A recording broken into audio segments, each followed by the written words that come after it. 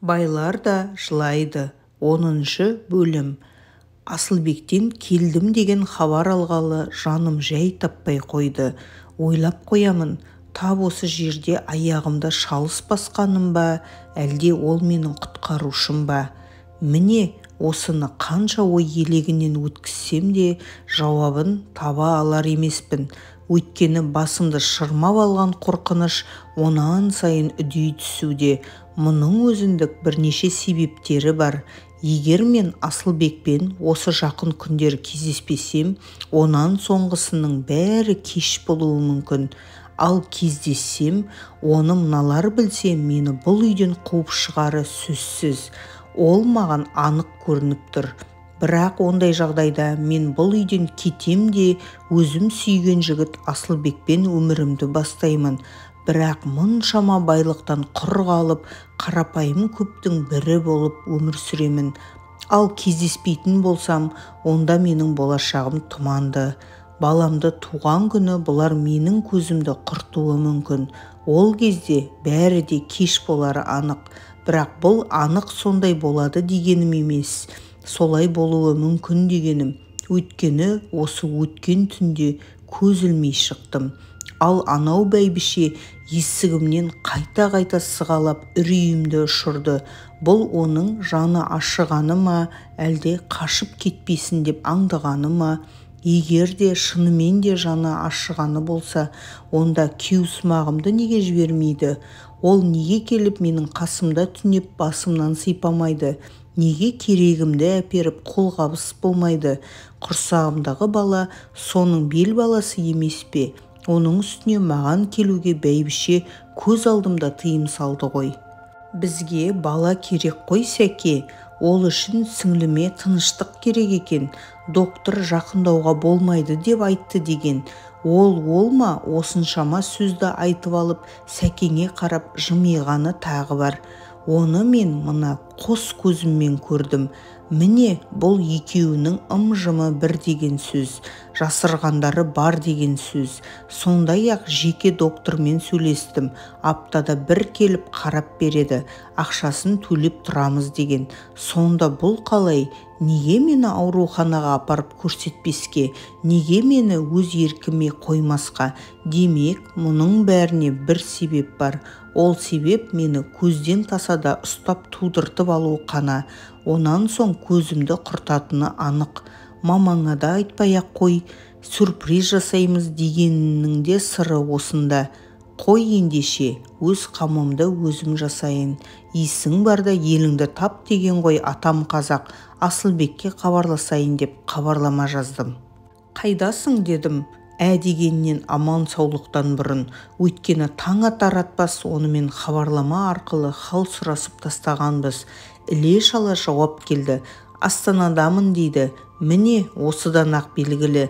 Асылбегім телефонға телміріп әрең отыр ғой. Ол аздай тағы да хабарлама жетті.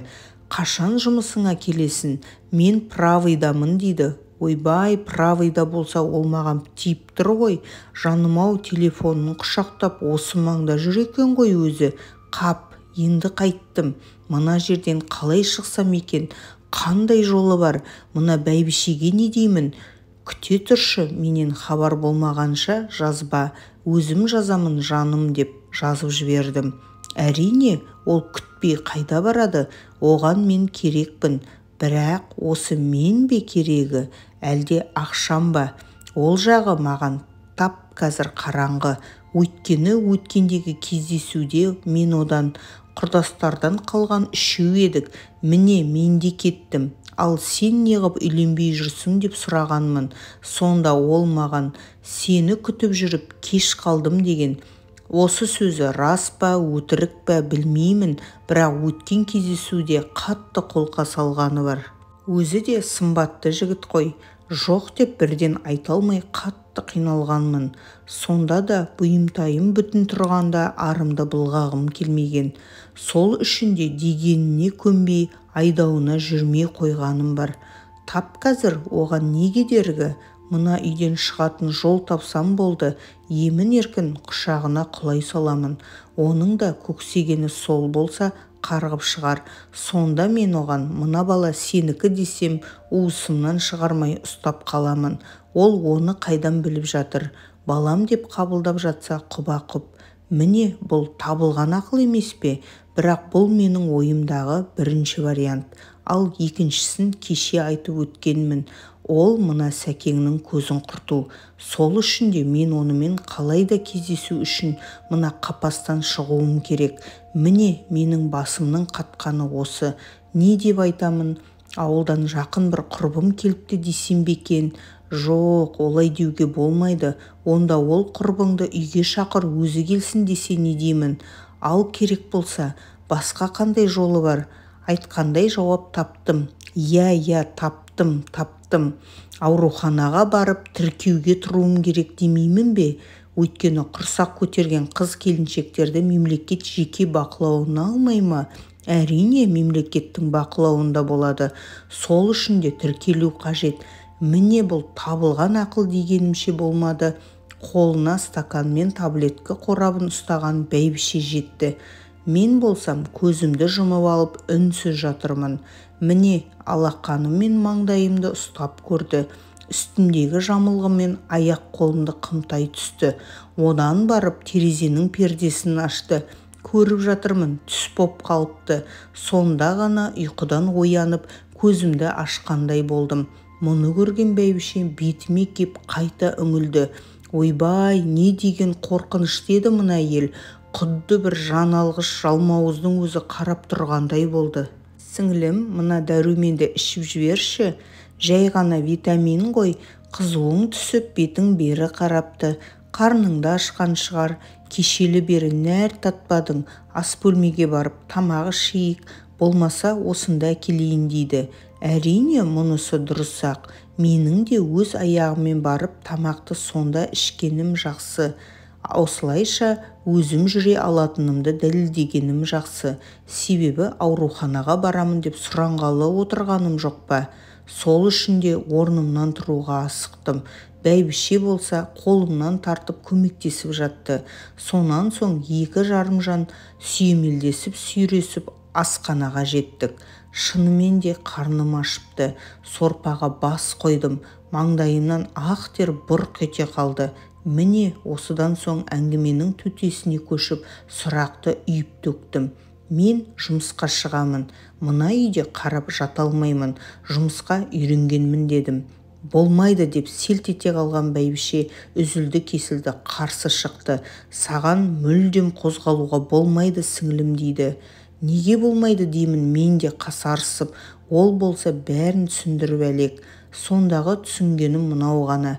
Менің құрсағымнан балам түсіп қалуы мүмкін екен. Мұндай ауру өмірде бірен-саран кездесіп тұрады екен. Оған экология нашарлығы мен менің организмімнің әлсіздігі себепші екен. 9 ай бойы көп қимылсыз жүріп қана бұл баланы аман-есен босануға болады екен. Ақылға сыймайды әрине. Бұл өтірік, бұл бос сөз. Бұл жай ғана алдарқату мені. Айттым ғой, көзден таса ұстамақшы болған түрлері осы. Әйтпесе менің денсаулығымда кінәрат жоқ. Аяқ қолым балғадай қызбын. Қысқасы, сұрақ көп, бірақ жауап жоқ міне. Сол үшін де тағы да алқымнан алып сұраған үстіне сұрай түстім. Айтыңызшы, мамама неге айтпауым керек деймін. Солай дұрыс. Тыңдашы дейді бәйбіше. Осы баланы үшеулеп аман-есен өмірге әкелуіміз керек. Бұл біздің басты мақсатымыз. Егер де жүзі аулақ баланы түсіріп алсақ, онда сенің анаңның алдында біз қандай қарабет адамдар боламыз. Сондай-ақ қызым түсік тастапты деген сөз тек бізге ғана емес, сенің анаңа да қатты тиетінін білесің бе, сіңлім? Ойлашы өзің. Жақын арада мен де кетуім керек еді. Шонжыға 2-ші емге баруым керек. Тап қазір мен өзімді емес, сені ғана ойлап кете алмай жүрмін. Бірақ бармасам болмайды. Пайдасы тиіп жатыр дейді. Сол пайдасы тиіп жатыр деген сөзі рас. Ол емшіден жарқырап жадырап келді. Ал қалған сөздері өтірік. Мұның бір өзіндік құпиясы бар. Реті кеп тұрғанда езіп алайын деп сөзді көбейте түстім. Мен ауруханаға барып тіркеуге тұруым керек. Айда 2-3 рет дәрігерге қаралып тұруым керек. Мына үйде жата берсем не боламын? Тысқа шығып таза ауа жұтқым келеді. Арасында жұмыстан да хабар алып тұрмасам, бір сәкең қайсыбіріне жүгіреді. Астымда жеке көлігім бар ғой, барып кеп тұрамын дедім. Мына сөзімнен соң бәйбішенің салы суға кетті. Тіпті не айтарын білмей қатты састы. Не мақұл демеді, не қарсы шықпады. Көзіне жас үйіріліп орнынан тұрды. Сол сәт қалтасындағы телефон безілдеп қоя берді. Міне осы қоңырау мені құтқарып қалды. Өйткені үстел үстінде тұрған телефоным зың деп сілкініп дисплей бетіне "Келесің бе жаным, күтіп отырмын ғой" деген хабарлама шықты.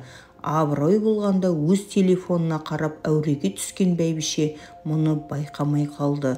Алла сақтаймын десе, өрт ішіндегі мақтаны сақтайды дегендей бір өзі сақтап қалды. Ал сәкеңмен біраз сөйлескен бәйбіше көзін сығымдап үстел басына қайта келді. Міне енді ашық сөзге көшті. Сен өзің барып тіркелуің шарт емес. Сені осыдан 2-3 күн бұрын тіркетіп қойғанмын. Сондай-ақ ауруханаға баруың да шарт емес. Саған доктор жалдап қойғанбыз. Аптасына 1 күн келіп тексеріп тұрады. Ал жұмыс сәкеңнің өзінен артылмайды. Ол үшін қайғырмай-ақ қой. Қысқасы сіңлім, құрсағындағы баланы дүниеге әкелесің. Сонан соң қайда барсаң да өз еркің. Қазірше мен не десем де талқыға салынбай сол болады деп сөзді шорт кесті. Міне осыдан соң 3 адам бір балаға таласқан күндеріміз басталды. Менен үмітін үзсе керек, Асылбекте хабарсыз кетті. Бірақ ара-тұра хабарласып, осы Астанада құрылыс саласында жұмыс істеп жүргенін айтты. Бәйбіше айтқандай жеке докторым апта сайын келіп қарап жүрді. Ішкенім алдымда, ішпегенім артымда болды. Араға ай салып бәйбіше шонжысына ұшты. Сәкең бизнесті өзі сүйреп жүрді. Енді маған сәкеңді өз жағыма жығу ғана қалды. Бәйбіше жоқта оған да қол жеткіздім. Көтерілген қарнымды көріп, ол сорлы құрдай жорғалады. Осылайша бәрі өз орнына келіп, өмірім бір қалыпқа түскендей болды. Бірақ араға ай салып бәйбіше қайтып келгенде бәрі де өзгерді.